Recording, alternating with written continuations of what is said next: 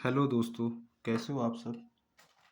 आज का हमारा टॉपिक है टेट्रावैलेंसी ऑफ कार्बन, जो कि क्लास 10 साइंस बोर्ड एग्ज़ाम के लिए बहुत ही इंपॉर्टेंट टॉपिक है। तो आइए चलते हैं, इसको सिंपल और इजी वे में समझते हैं। ओके, तो सबसे पहले समझते हैं हम लोग टेट्रावैलेंसी के बारे में। Tetravalency of carbon. टेट्रावैलेंसी ये हमारा दो वर्ड से बना है, टेट्रा और दूसरा वर्ड है हमारा वैलेंसी। टेट्रा का मतलब होता है चार और वैलेंसी का मतलब होता है फोर, क्योंकि हम सबको पता है कार्बन का जो इलेक्ट्रॉनिक कॉन्फ़िगरेशन होता है वो होता है 2,4।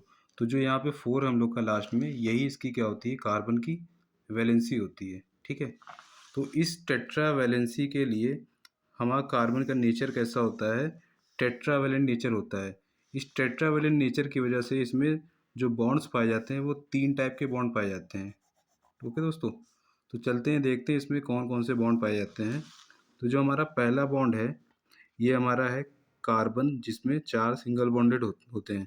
तो जब सिंगल बॉन्ड होता है यहाँ पे, इसे हम लोग कहते हैं एन। इसके लिए हम लोग यूज़ करते हैं एग्जाम्पल के तौर पे एल्केन्स।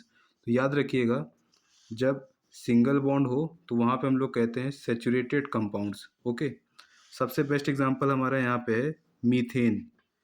ठीक है, सेकेंड बॉन्ड जो हमारा ये बनाता है टेट्रावेलेंसी के अकॉर्डिंग, ये हमारा कार्बन कार्बन के बीच में दो डबल बॉन्ड होते हैं और बाकी दो दो सिंगल बॉन्ड होते हैं। जहाँ हमारा सिंगल बॉन्ड होता है वहाँ हम कहते हैं ईन। तो इसका एग्जाम्पल हम लोग ने लिया है एथीन। थर्ड हमारा जो ये बॉन्डिंग बनाता है, ये बनाता है कार्बन कार्बन के बीच में ट्रिपल बॉन्ड होते हैं। और जैसा कि हम लोगों ने बुक्स में पढ़ा है, ट्रिपल बॉन्ड के लिए हम लोग क्या यूज़ करते हैं, आयन। तो इसका एग्जांपल है, सबसे अच्छा एग्जांपल है हमारा एथाइन। अब याद रखिएगा दोस्तों, जब डबल बॉन्ड और ट्रिपल बॉन्ड की बात आएगी तो हम लोग वर्ड यूज़ करते हैं अनसेचुरेटेड कंपाउंड्स। अनसेचुरेटेड कंपाउंड्स वो कंपाउंड्स होते हैं जिनमें कार्बन कार्बन के बीच में डबल बॉन्ड और ट्रिपल बॉन्ड आता है। ओके, तो और अच्छे से इसको समझते हैं टेट्रावेलेंसी ऑफ कार्बन को। तो हमारे कार्बन कार्बन को हम लोग रिप्रेजेंट करते हैं कैपिटल सी।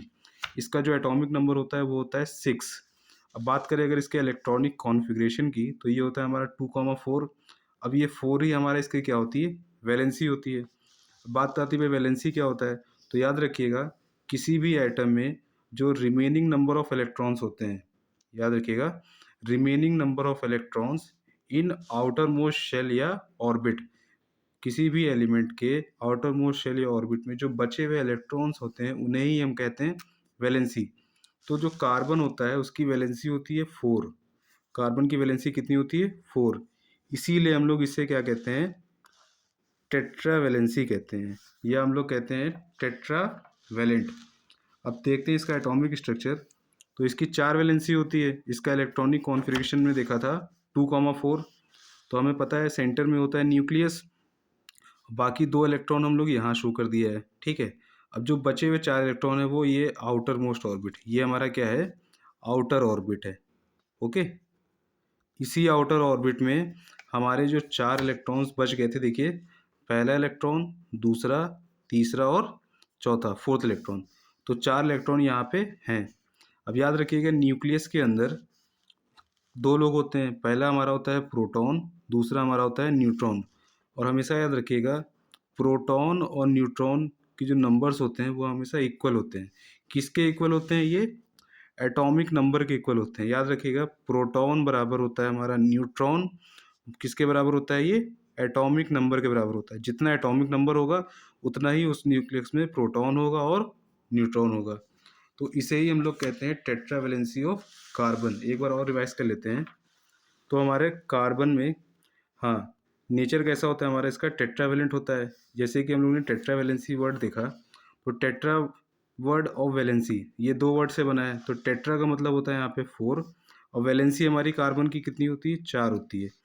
इस चार वैलेंसी के लिए जो कार्बन का हमारा नेचर होता है वो कैसा होता है, टेट्रावेलेंट होता है। इसलिए जो बॉन्ड बनाता है ये तीन टाइप के बॉन्ड बनाता है। तो पहला जो हमारा बॉन्ड बनाता है ये कार्बन कार्बन सिंगल बॉन्डेड होता है, इसे हम लोग कहते हैं एन। इसका एग्जाम्पल है हमारा एल्केन्स। जहाँ सिंगल बॉन्ड होते हैं वहाँ हम लोग यूज़ करते हैं वर्ड्स सेचुरेटेड कंपाउंड्स। दूसरा हमारा जो ये बॉन्ड बनाता है, कार्बन कार्बन के बीच में डबल बॉन्ड बनाता है। जहाँ डबल बॉन्ड होता है वहाँ हम लोग यूज़ करते हैं ईन। सबसे बेस्ट इसका एग्जांपल है हमारा एथीन। थर्ड नंबर पे हम लोग देखते हैं, तो ये हमारा कार्बन कार्बन के बीच में ट्रिपल बॉन्ड बनाता है। यहाँ पे हम लोग यूज़ करते हैं आयन, और एग्जाम्पल हम लोग ने लिया है इसका एथाइन। तो याद रखिएगा, जब डबल बॉन्ड और ट्रिपल बॉन्ड की बात आएगी तो हम लोग वर्ड यूज़ करते हैं अनसैचुरेटेड कंपाउंड, अनसैचुरेटेड कंपाउंड्स। अब अनसैचुरेटेड कंपाउंड क्या रिप्रेजेंट करता है? किसी भी कंपाउंड में डबल और ट्रिपल बॉन्ड को ये रिप्रेजेंट करता है। ठीक है, तो ऑल ओवर हमारा ये आज का टॉपिक था, tetravalency of carbon. Okay,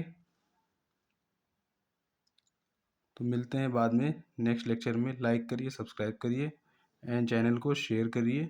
okay, bye, take care.